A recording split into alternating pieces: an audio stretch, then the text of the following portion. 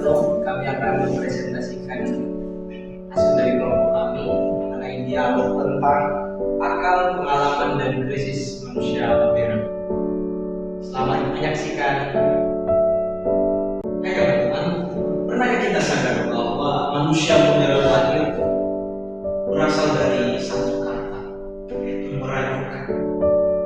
Sebelumnya, manusia tunduk pada dogma-dogma yang telah ditentukan oleh gereja ataupun aturan-aturan yang ditetapkan berdasarkan wahyu tanpa menggunakan rasio. Tapi sampai dekat mengungkapkan cogito ergo sum, aku berpikir maka aku ada, manusia mulai menggunakan rasionya untuk melakukan segala sesuatu untuk memastikan keberadaannya.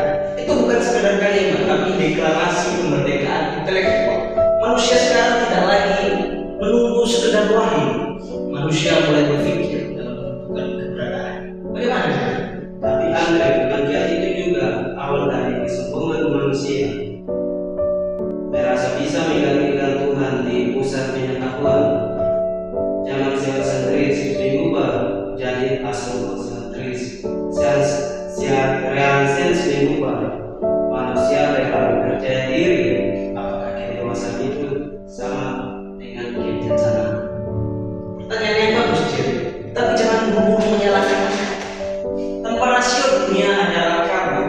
Rasionalisme bukan penjelasan, tapi fondasi dari peradaban modern.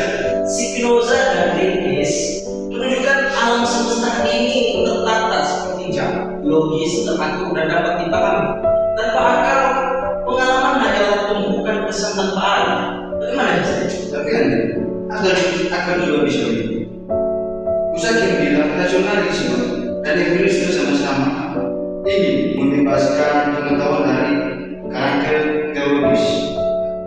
Namun akhirnya keduanya justru membangun penjara baru, epistemologi. Manusia terjebak antara dua diri, akal yang merasa pasti dan pengalaman yang terasa nyata. Lalu, di mana tempat untuk misteri?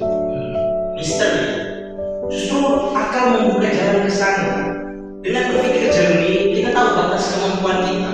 Rasionalisme bukan meniadakan misteri, tetapi mendisiplinkan agar kita akan disepeliti misteri-misteri yang terjadi. Jadi tanpa struktur tidak ada yang namanya ilmu, dan tanpa ilmu tidak ada kemajuan. Tapi lo bilang pikiran manusia itu tak berasa. Kita belajar dari penyelaman, dari dunia yang kita sentuh. Kalau semua berasal dari rasio, di mana bayi bisa belajar? Mereka tak punya ide bahwa jadi penyelamanlah guru pertama kita. Baik, tapi jika semuanya tergantung pada pengalaman orang, maka kebenaran yang dipegang itu akan berubah-ubah. Sains, moral, dan keadilan tidak punya dasar yang tetap. Rasio itu memberikan kita arah yang kompas di tengah badai relativitas, badai pengalaman yang begitu banyak. Namun secara bukti, saat akal jadi absolut, manusia kehilangan target modernitas menciptakan musik, tapi juga manfaat. Lyotard menyebut krisis marasi besar.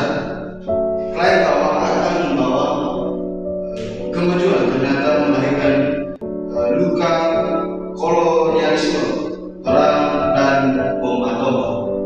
Kemajuan tanpa makna hanyalah bencana yang datang. Aku paham kritik itu, tapi jangan salahkan pengetahuan atas dosa yang dilakukan manusia. Pengetahuan itu netral, tetapi yang jahat adalah penyalahgunaannya. Tanpa akal kita memberikan pada kegelapan prailmiah. Yang kita butuhkan itu bukan penolakan, tetapi akal yang rendah hati. Setuju. Mungkin kita perlu rasionalisme yang sadar batasan dan empirisme yang sadar maknanya.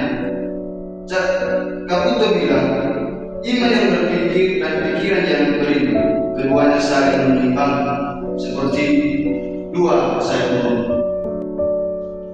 Jadi bukan menolak moralitas, tapi menyatakan kembali akal tetap penting, tapi harus belajar mendengar penyelaman.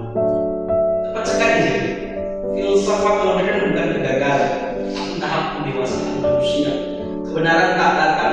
terjadi. Ia lahir dari proses bertanya, tidak mencari kepastian mutlak, tetapi belajar bertanya dengan benar.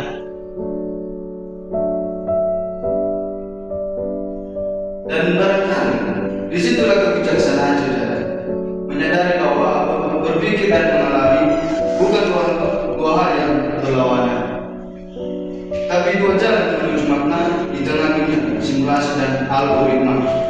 Tugas kita adalah menjaga rasa kagum agar tak padam. Benar Justin, sebab ketika rasa kagum hilang, filsafat pun mati dan manusia kehilangan jiwanya. Mungkin itu artinya menjadi manusia, bukan memiliki semua jawaban, tapi beralih terus bertanya. Dan disitulah jadi akal dan pengalaman akhirnya